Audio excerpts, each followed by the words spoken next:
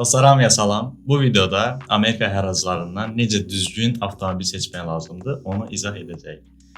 Mən fikirləşirəm ki, bu videodan sonra hər kəs öz avtomobilini hətta özü seçə bilər.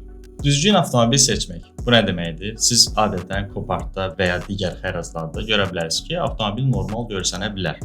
Lakin bu ilkin təəssürat sizi aldatmasın. Çünki avtomobilin hər hansı bir problemi çıxa bilər, amma siz onu görməyə bilərsiniz. Avtomobilə yaxından və diqqətlə baxmaq lazımdır və avtomobilin öncəki sahiblərinə sığorta satır, yoxsa hansısa bir alqı-satqı edən bir insan satır, ona diqqət yetirmək və avtomobilin zədələrini müəyyən eləmək lazımdır ki, avtomobilin zədəsi hansı dərəcədədir. Məsəl üçün, əgər avtomobil kabrio bir avtomobildirsə, bu zaman arxadan zədə arzu olunmazdır.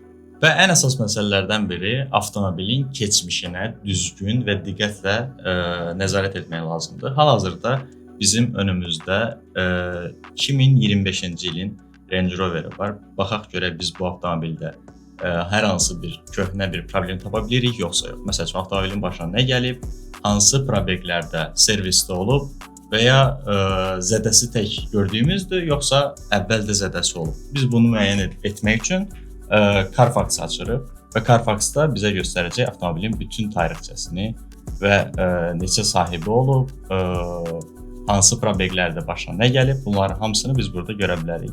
Deməli, 2025-ci ilin Land Rover, Range Rover modelidir, P400 S7 və long wheelbase'dir, yəni daha çox yeriniz var sizin əyləşmək üçün. Deməli, avtomobil 8120 maildadır, son report belə olub və avtomobilin zədəsi yüngül ilə ortanın düz ortasındadır. Yəni, nə yüngül zədəsi var, nə orta zədəsi var. Yəni, bu avtomobili əslində almaq olar.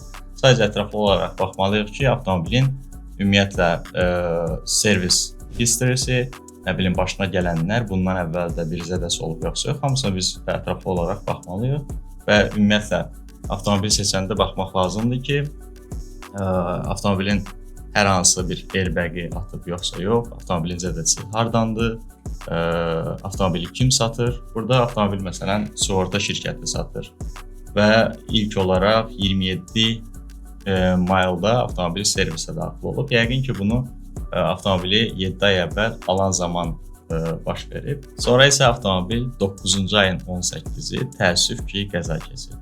Və bu qəza avtomobili bizim önümüzə gətirib. Siz bu avtomobili rahatlıqla ala bilərsiniz. Düzdür, rahatlıqla nə mənada? Yəni, avtomobilə biz hal-hazırda baxırıq, avtomobil çox yaxşı vəziyyətdə görsənir. Daha da ətraflı çek eləmək lazımdır.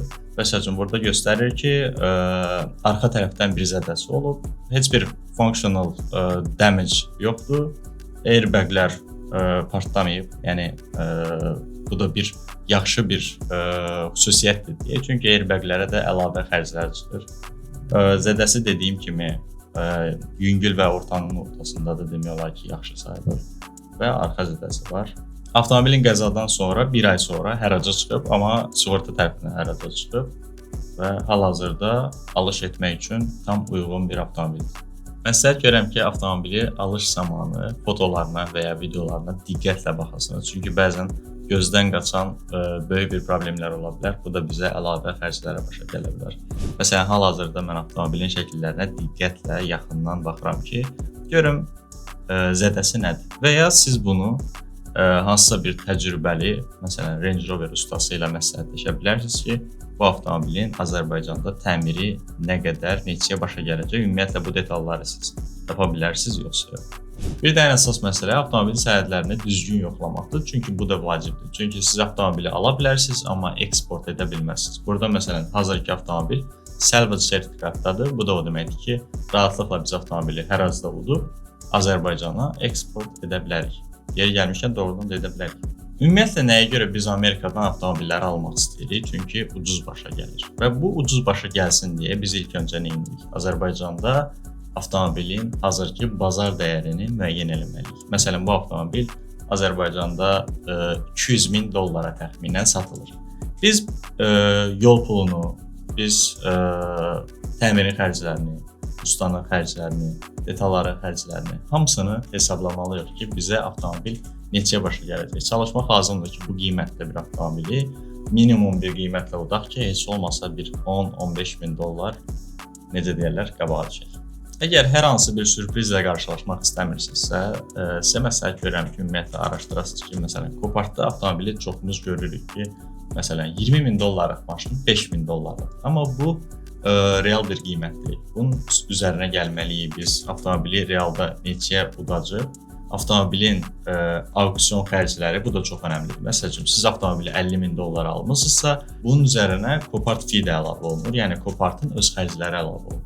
Məsələn, əgər 15 min dollardan artıqdırsa avtomobil, 1200, 1300, 1500 belə bir auksion fee ola bilər. Əgər avtomobil ümumiyyətlə 100 min, 120 min dollar qiymətindədirsə, bu zaman auksion fee daha da çox ola bilər. Yəni, buna da diqqət yetirməlisiniz. Ən əsas məsələlərdən biri isə daşınmaya da çox böyük önəm vermək lazımdır. Yəni, siz avtomobili 120 minə məsəl üçün bu avtomobili utsaz, daşınmada sığortalı olmağına həmişə diqqət edin. Çünki sığortasız olsa avtomobilin başına gələn hər hansı bir zədə artıq sizin məsuliyyətinizdə olacaq. Dostlar, ümid edirəm bu video sizə hər hansı bir şeyi öyrətdi. Ümumiyyətlə, özünüzdə bir güc tapıb avtomobil ala bilərsiniz Amerikadan, öz başınıza bəlkə də. Əgər bacarmasınız, yenə deyirəm, biz varıq, bizə müraciət eləyə bilərsiniz.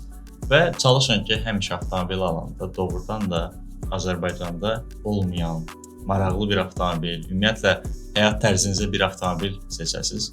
İnşallah doğrudan da istədiyiniz bir avtomobili tapa biləsiniz. İndidən xeyirli olsun. Sağ olun.